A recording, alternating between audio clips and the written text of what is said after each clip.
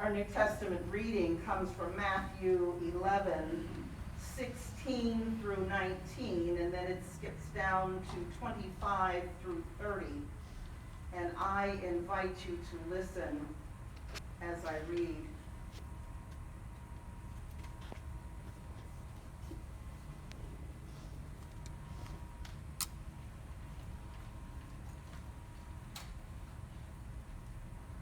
But to what will I compare this generation? It is like children sitting in the marketplace and calling to one another. We played the flute for you, and you did not dance. We wailed, and you did not mourn. For John came neither eating nor drinking, and they say, he was a demon. The Son of Man came eating and drinking, and they say, look, a glutton and a drunkard, a friend of tax collectors and sinners. Yet wisdom is vindicated by her deeds. At that time Jesus said, I thank you, Father, Lord of heaven and earth, because you have hidden these things from the wise and the intelligent, and have revealed them to infants. Yes, Father, for such was your gracious will. All things have been handed over to me by my Father, and no one knows the Son except the Father, and no one knows the Father except the Son, and anyone whom the Son chooses to reveal him. Come to me, all of you that are weary and are carrying heavy burdens, and I will give you rest. Take my yoke upon you and learn from me, for I am gentle and humble in heart, and you will find rest for your souls. For my yoke is easy, and my burden is light. This is the word of the Lord. Thanks be to God.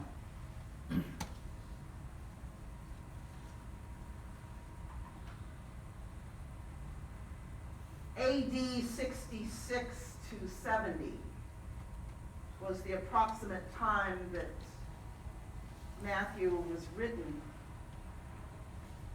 In a time and a place, in that particular generation of people, Paul was speaking to believers, mostly Jewish folks of the time, who were not willing to react to the gospel, who were not willing to react to the appeal of the gospel, the good news that was told by Jesus. You see, that generation was, they used the word sullied, damaging to the purity and the integrity of the gospel by not reacting.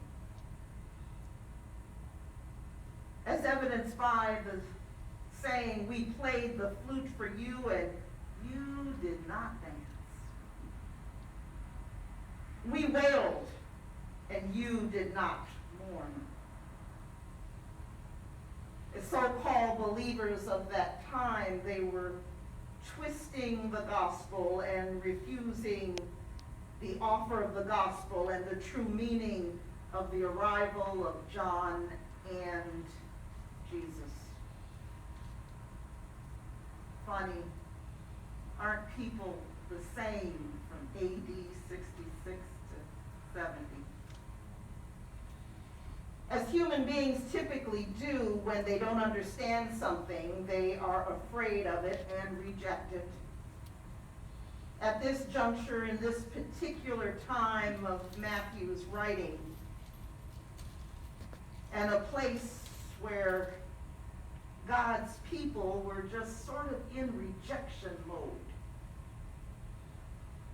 It's rejection mode. Anybody been in rejection mode? Bob even talked about it a little bit with his own witness. Just a little bit. But I think we all have a little bit of that same story sometime in our lives, where we don't want to listen, or we don't take the time, or we don't have the time, and that given moment we just reject it because we can't take it in. Well, I find it interesting when I talk with my adult children and they talk about famous people. And last night we were together and they were talking about different folks. And some of them said, it'd be nice to be, rich and famous. I always said that rich is one thing, but famous is something else.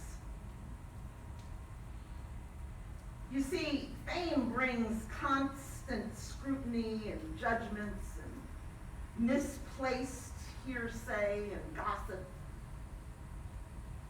And I'm not saying richness doesn't do the same, but at least you have a choice on which way to spend that money, for good or for bad. But when one becomes famous, some others become jealous in their perceived accomplishments, and fame appears to invite envy. And I wonder if we as humans really understand what we're inviting into our lives when we say we want to be famous. Oprah can't go shopping without inviting attention. One year, my family and I went to one of the really nice malls in Atlanta, and there was a young man there. I don't know if y'all have heard his name. His name is Usher, and he's a singer, a crooner. And at that year, he was dating a little pretty lady by the name of Chili. And I had 3 sons that were in junior high, and of course they were ogling Chili, because she was so pretty. And my daughter had enough of that, so she said in a church whisper, "Oh, there's Usher." Now, I don't know if you know, but you say something like that in an Atlanta mall, and you're going to invite a stampede of young ladies that go and run after them. And so I saw Usher escorted by 3 or 4 huge men running after him, and along with Chili in her little heels, clicking along, running away from this huge mob of young ladies that had decided that they wanted to get his, I suppose, his signature. Well, what does that say about us? What does that say about us as people? And what do we do to the famous people that we know? Mr. Usher, Miss Oprah, and Mr. Trump are famous individuals that all probably have to use a portion of their wealth for protection. It's just the way it is. Otherwise, they might be hurt. What does that say about our society? Well, getting back to biblical times, I'm going to read Matthew 11:18 just one more time. For John came neither eating nor drinking, and they said he was a demon.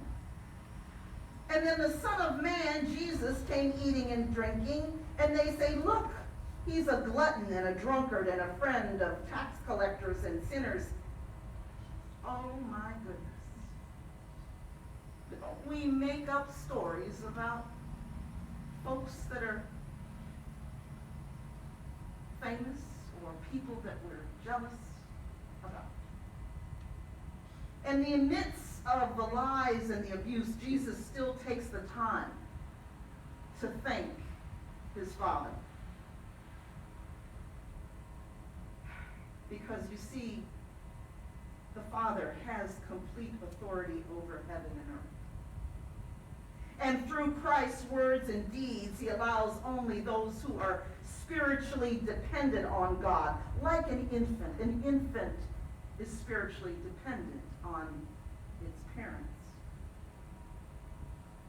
And all true wisdom and divine truth is transmitted from the Father to the Son, which only comes by the gift of God, but the sovereignty, the supreme power and authority of God is not a limited invitation. We are to put on a lighter yoke, one of service and full of grace, and lay our burdens to God. Now, how in the world are we to do that?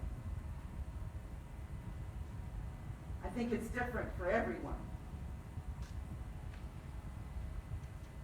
You know, how we respond to negativity is all of who we are.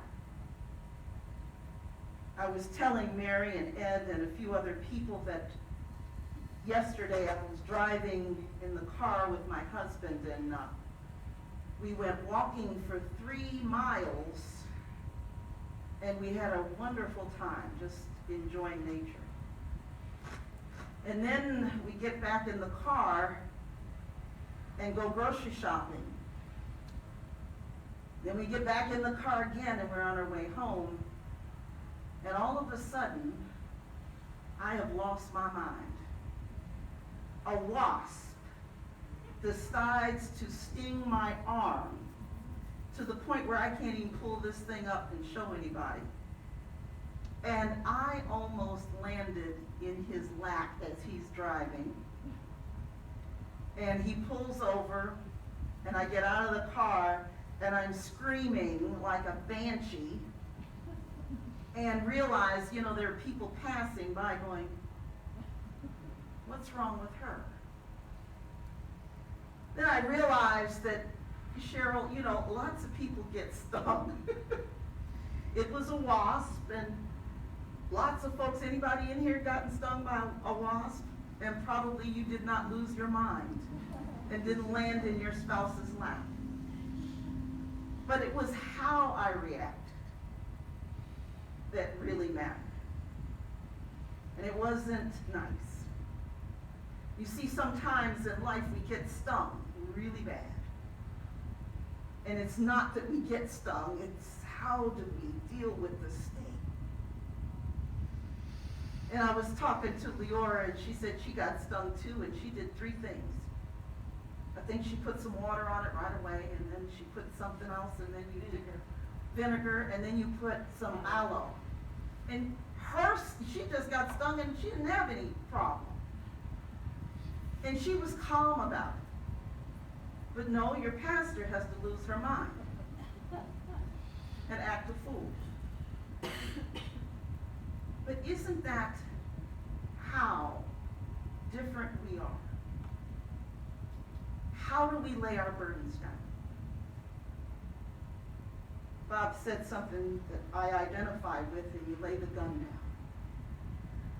You get to a point in your life where you're so sad, and you're at the bottom, and you put the darn gun down, because the human part of it is to fight it, to be mean to others, to be abusive, to cuss, to fuss, to jump into your spouse's lap, whatever it is, we do it. But until we can put the gun down and think through it and give it to the Lord, it's not done yet. Now, when I was a little girl, I would get hurt my foot. I'd be walking always fast. You have to do stuff fast. And hit my foot, and my grandmother go to her and she'd say, "Baby, what happened?" And so she'd come over to the piece. "I don't know, I hit my foot." And she'd say, "Oh my goodness," and she'd run over to that chair and she'd say, "Bad chair," and she'd spank it for me. Well, for some reason, that made me feel better. Now, you know what I'm talking about. When you're suffering and you have somebody with you that is willing to suffer with you, to stand in the rain with you, it feels better. I was so happy she spanked that chair. But you see, that's why we're here today. We're to spank the chair for each other. We are to know that, yes, there's going to be times where you sting, you hurt, your heart is on the floor. And it seems like there's nowhere to go. And when God has you on the floor and you can't get up, that's when your burden is put at the cross. And you go to your friend, real friends. Now, I'm not talking about friends that, are casual. I'm talking about a friend that you can call at 2 o'clock in the morning and they wake up. I'm talking about that friend that you can cry with and they cry with you. I'm talking about that friend that can stand in the rain with you and get wet too. I'm talking about the friend that's heart bleeds as much as yours does, even though it hasn't happened to them. And that is why Jesus came to us, to show us that we are to be each other's friend and love, and to participate in each other's lives. You see, they didn't believe that Jesus came. It was in a generation time when, the Jews were like, "Hey, we are not going to think about this man Jesus. In fact, we're jealous of him. He did too many miracles. This is crazy. We don't like him." But you see, John and Jesus, they came and they went. And we are here because we are redeemed Christians. And we are taught how to love, regardless of where we come from. Whether we're young or 86 years young, 23 or 86, we got burdens. We are to get it together, folks, and to love one another in peace and in harmony.